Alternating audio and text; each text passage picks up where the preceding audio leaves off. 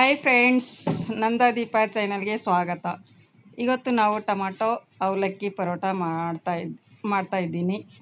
ನೋಡಿ ಒಂದು ಸಲ ಟೊಮಾಟೊ ಅವಲಕ್ಕಿ ಪರೋಟ ಹೇಗಿರುತ್ತೆ ಅಂತ. ಎಷ್ಟು ಮೆತ್ತಗೆ ಎಷ್ಟು ಮೃದುವಾಗಿ ಬಂದಿದೆ ನೋಡಿ.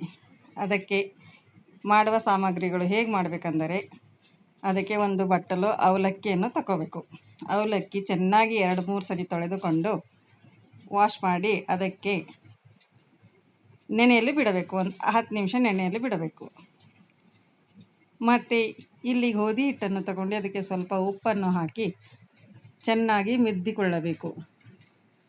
ಚೆನ್ನಾಗಿ ಮಿದ್ದಿಕೊಂಡು ಅದಕ್ಕೆ ಮೆತ್ತಗೆ ಚಪಾತಿ ಹಿಟ್ಟು ಇರುತ್ತಲ್ಲ ಆ ಥರ ಚೆನ್ನಾಗಿ ಮಿದ್ಕೊಂಡು ಅದಕ್ಕೆ 1 ಚಮಚ ತುಪ್ಪವನ್ನು ಹಚ್ಚಿ ಚೆನ್ನಾಗಿ ನಾದಿ ಮುಚ್ಚಿಡಬೇಕು.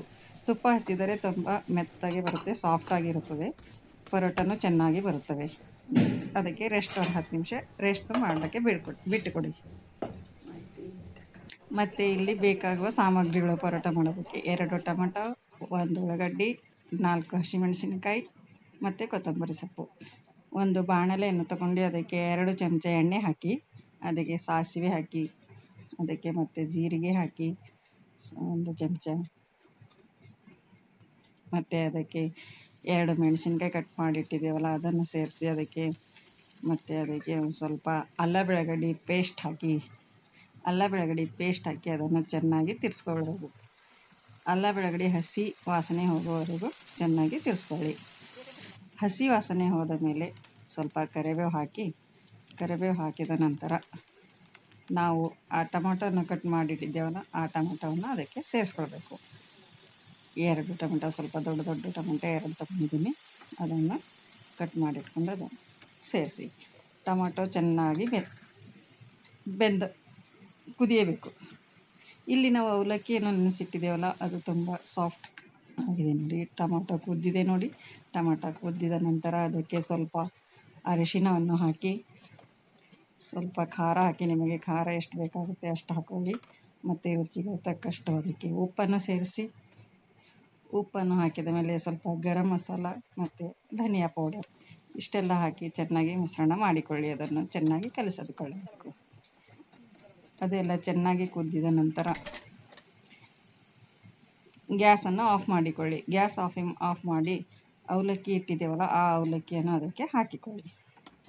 ಅವಲಕ್ಕಿ ಹಾಕಿ ಚೆನ್ನಾಗಿ ಕಲಸಿಕೊಳ್ಳಬೇಕು.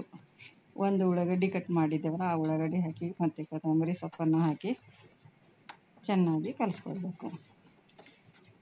ಚೆನ್ನಾಗಿ ಕಲಸಿದ ನಂತರ ಅದಕ್ಕೆ ಸ್ವಲ್ಪ ಕಸ್ತೂರಿ ಮೆಂತಿ ಹಾಕಿಕೊಳ್ಳಿ. ಕಸ್ತೂರಿ ಮೆಂತಿ ಹಾಕಿದರೆ ತುಂಬ ಟೇಸ್ಟ್ ಬರುತ್ತದೆ, ಚೆನ್ನಾಗಿರುತ್ತದೆ, ರುಚಿಯಾಗಿ ಬರುತ್ತವೆ ಪರೋಟ.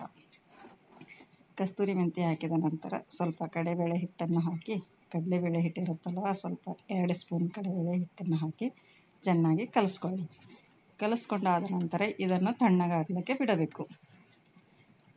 ಒಂದು 5-10 ನಿಮಿಷ ಇಟ್ಕೊಳ್ಳಿ, ಚೆನ್ನಾಗಿ ಕಲಿಸ್ಕೊಳ್ಳಿ. ಇಲ್ಲಿ ಹಿಟ್ಟು ನಾದ್ಕೊಂಡು ಇಟ್ಟಿದ್ದೇವಲ್ಲ ಆ ಹಿಟ್ಟು ಎಷ್ಟು ಮೆತ್ತಗಾಗಿದೆ ನೋಡಿ, ಎಷ್ಟು ಸಾಫ್ಟಾಗಿ ಬಂದಿದೆ. ಸ್ವಲ್ಪ ಪುಡಿ ಹಿಟ್ಟನ್ನು ತಗೊಂಡು ಅದು ಮಸಾಲವನ್ನು ತಗೊಂಡು ಪರೋಟ ಮಾಡೋಣ. ಆಲೂ ಪರೋಟ ಯಾವ ಥರ ಮಾಡ್ತಿರಲ್ಲ ಅದೇ ಥರ ಸ್ವಲ್ಪ ಮಸಾಲವನ್ನು ಇದರಲ್ಲಿಟ್ಟು ಆಲೂ ಪರೋಟ ಮಾಡಿದ ಹಾಗೆ ಆಲೂ ಪರೋಟವನ್ನು ಮಾಡಿದ ಥರ ಈ ಪರೋಟನ ಮಾಡಿಕೊಳ್ಳಿ. ಮತ್ತು ನನ್ನ ಚಾನಲನ್ನು ಯಾರು ಸಬ್ಸ್ಕ್ರೈಬ್ ಮಾಡಿಲ್ಲ ಅವರು ಸಬ್ಸ್ಕ್ರೈಬ್ ಮಾಡಿಕೊಳ್ಳಿ. ಹೇಗೆ ಬಂದಿದೆ ಪರೋಟ ಅಂತ ಕಮೆಂಟ್ ಮಾಡಿ ತಿಳಿಸಿ, ಶೇರ್ ಮಾಡಿ, ಲೈಕ್ ಮಾಡಿ. ಇಷ್ಟನ್ನು ಮಾಡಿಕೊಂಡು ಈ ಥರ ಪರೋಟವನ್ನು ಮಾಡಿಕೊಂಡು ಒಲೆಯ ಮೇಲೆ ಒಂದು ಹಂಚನ್ನು ಇಟ್ಟು ಅದಕ್ಕೆ ಸ್ವಲ್ಪ ಎಣ್ಣೆ ಹಚ್ಚಿ ಪರೋಟವನ್ನು ಹಾಕಿದ ಮೇಲೆ ಅದಕ್ಕೆ ಸ್ವಲ್ಪ ಎಣ್ಣೆ ಹಚ್ಚಬೇಕು. ಎಣ್ಣೆ ಹಚ್ಚಿದ ಮೇಲೆ ಈ ಸೈಡ್ನ ಒಂದು ಸ್ವಲ್ಪ ಎಣ್ಣೆ ಹಚ್ಚಿ, ತುಂಬ ಸಾಫ್ಟಾಗಿರುತ್ತದೆ, ಮೆತ್ತಗೆ ತುಂಬ ರುಚಿಕರವಾಗಿರುತ್ತದೆ.